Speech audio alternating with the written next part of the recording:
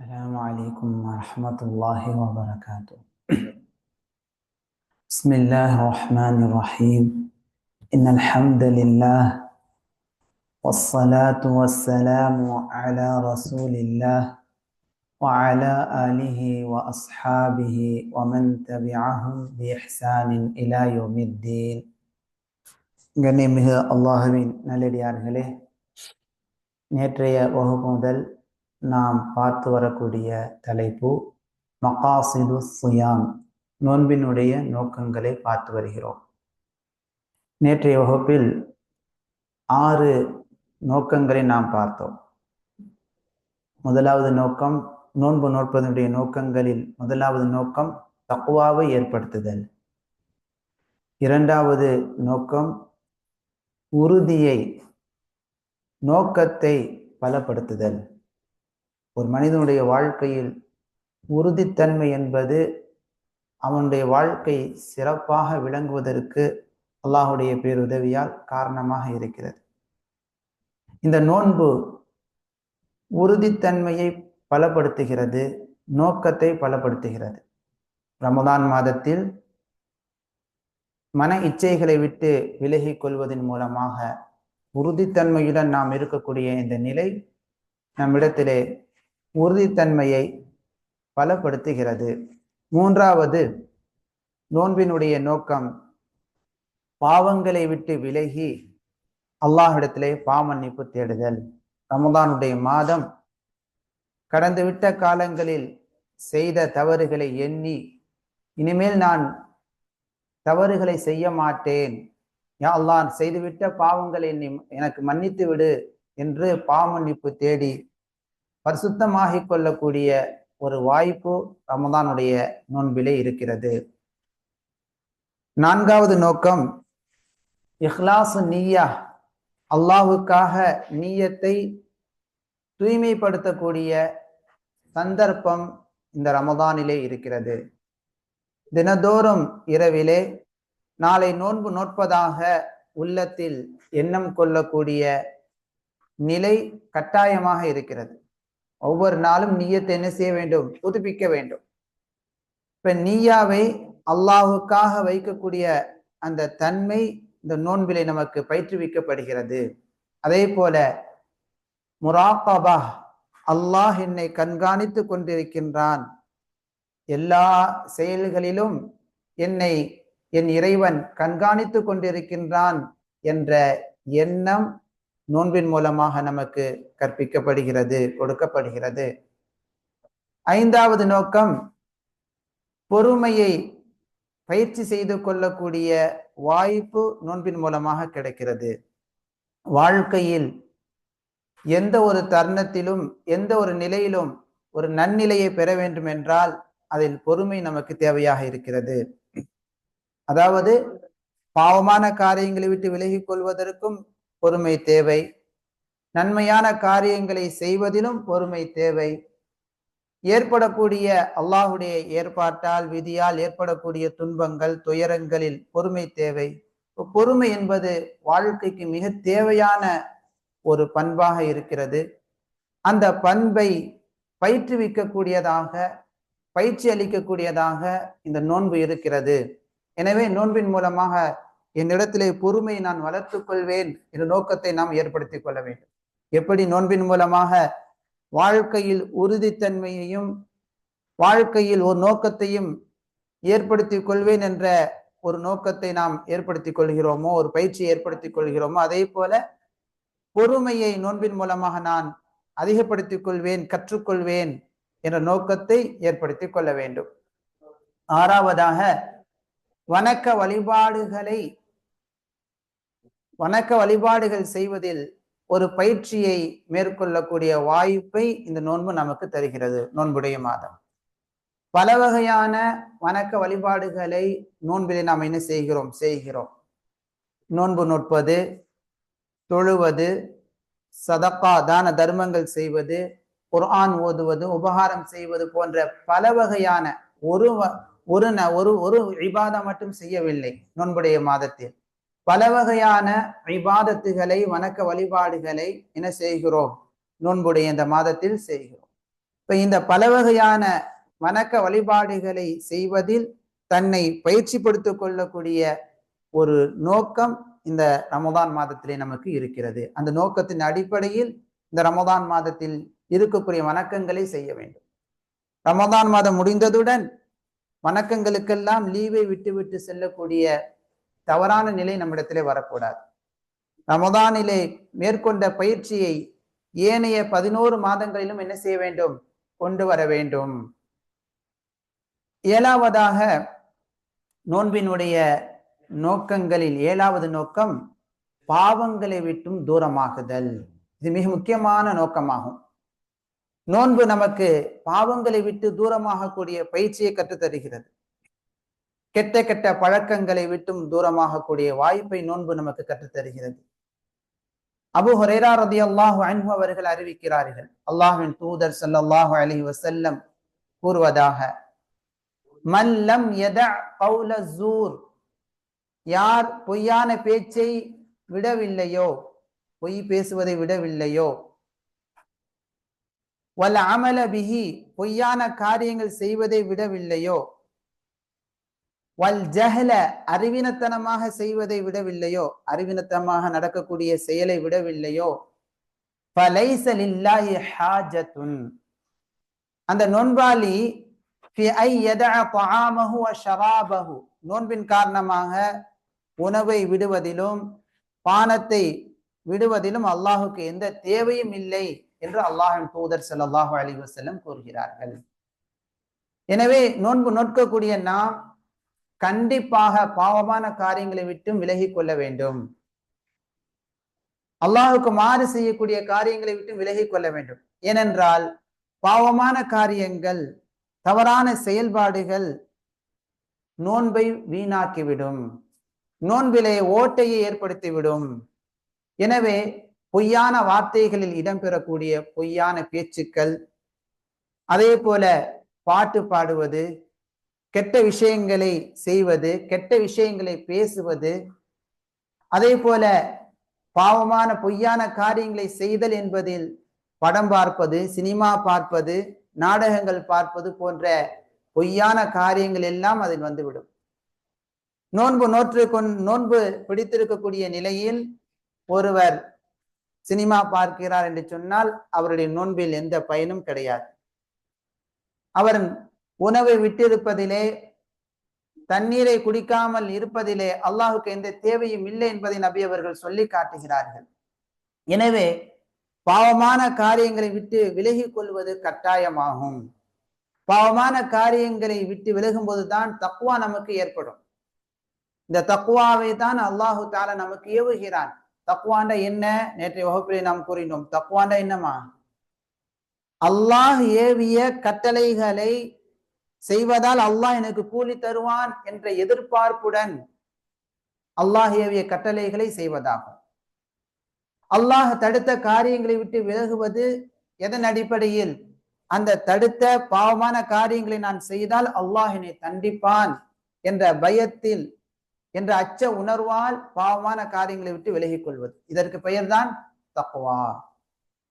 இப்ப நோன்பிலே பாவமான காரியங்களை விட்டு விலகும் போது தக்வா நமக்கு அதிகமாகிறது.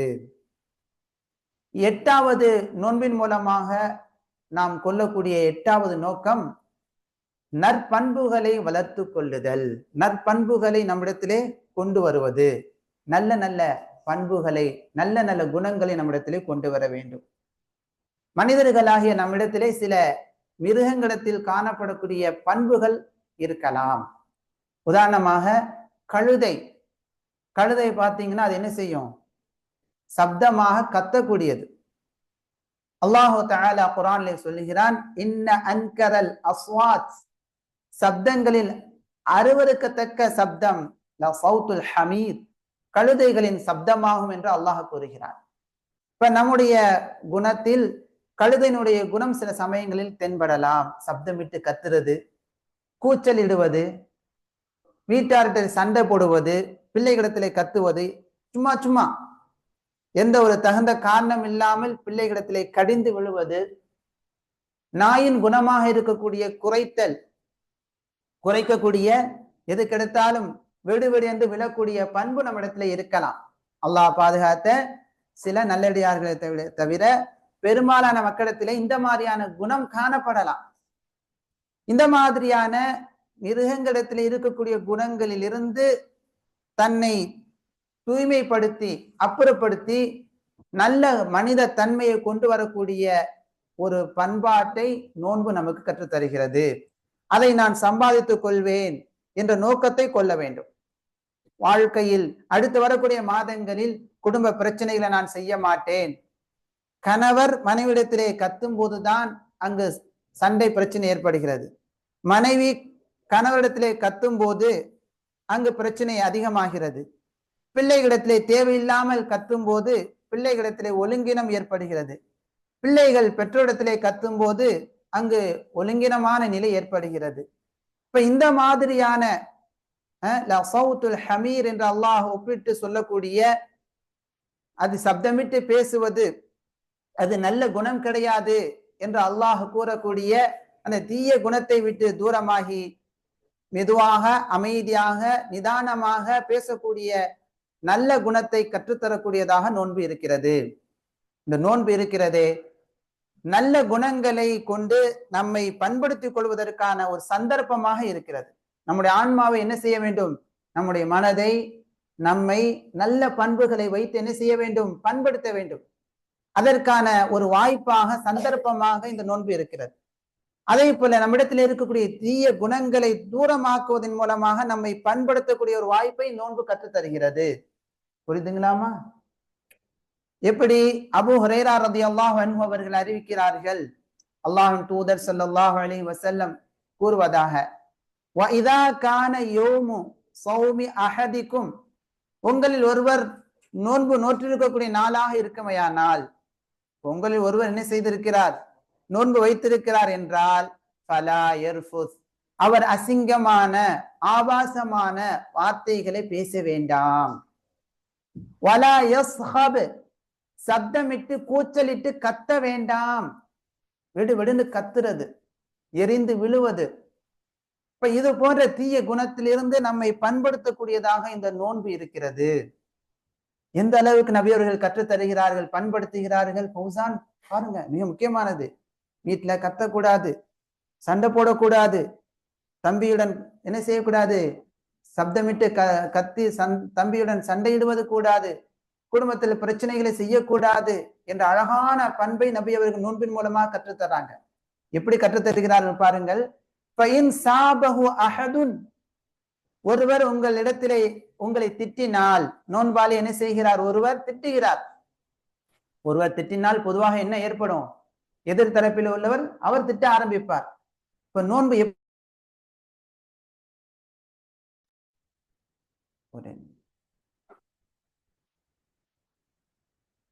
நபி அவர்கள் கற்றுத்தருகிறார்கள்,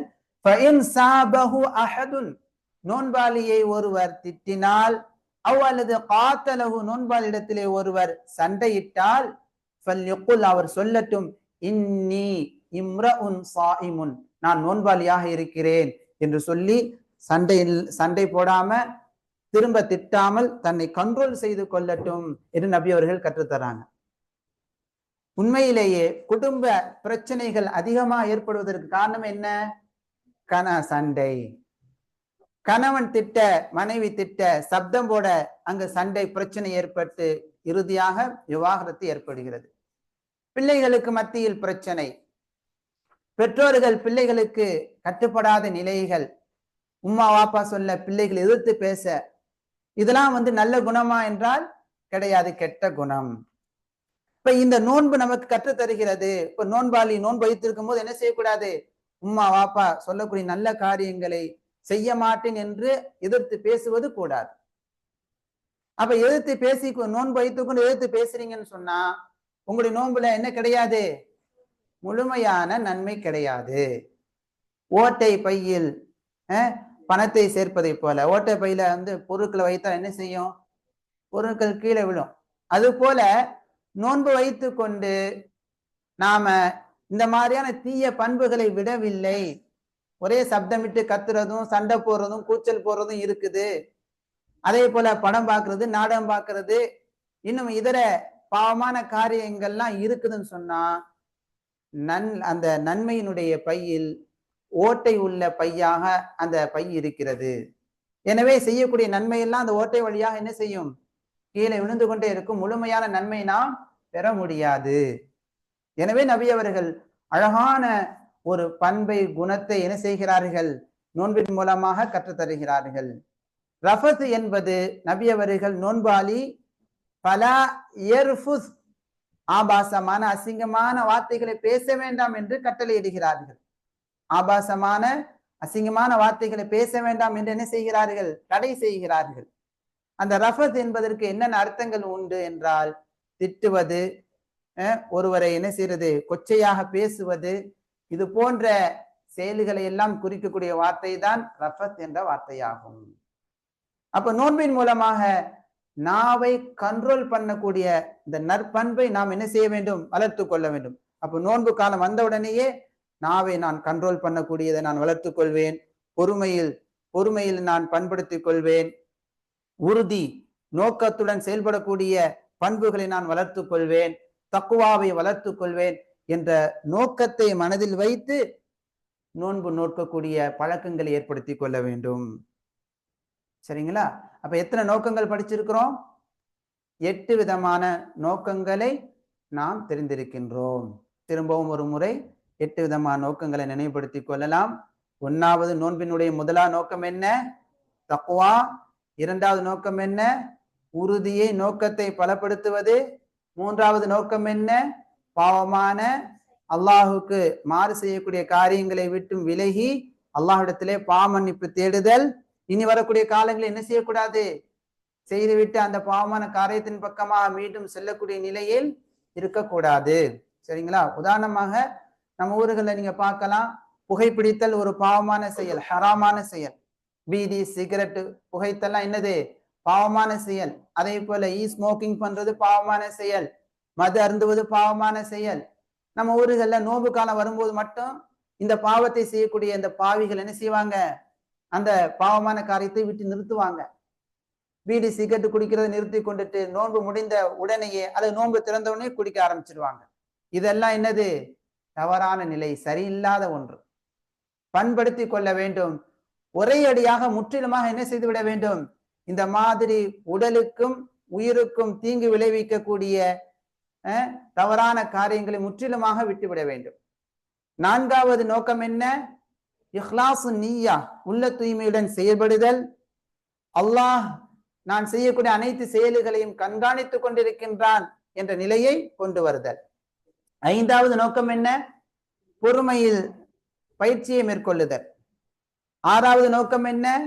வணக்க வழிபாடுகளில் பயிற்சியை மேற்கொள்ளுதல். பல வகையான வணக்க வழிபாடுகளில் பயிற்சியை மேற்கொண்டு பின்வரக்கூடிய ரமதான் முடிந்த பிறகு உண்டான காலகட்டங்களிலும் இந்த வணக்க வழிபாடுகளை செய்ய என்ன செய்ய வேண்டும்? முயற்சி செய்ய வேண்டும், உறுதி கொள்ள வேண்டும். 7வது பாவங்களை விட்டு தூரமாகுதல். 8வது நற்குணங்களை சம்பாதித்தல், நற்குணங்களை கொண்டு வருதல். இன்ஷா அல்லாஹ் இந்த நோக்கத்தின் அடிப்படையில் நோன்பை நாம எதிர்கொள்ளலாமா? இன்ஷா அல்லாஹ். முடியல, இன்னொரு 5 நிமிடத்துல அடுத்த தொடர் பார்ப்போம். சரிங்களா?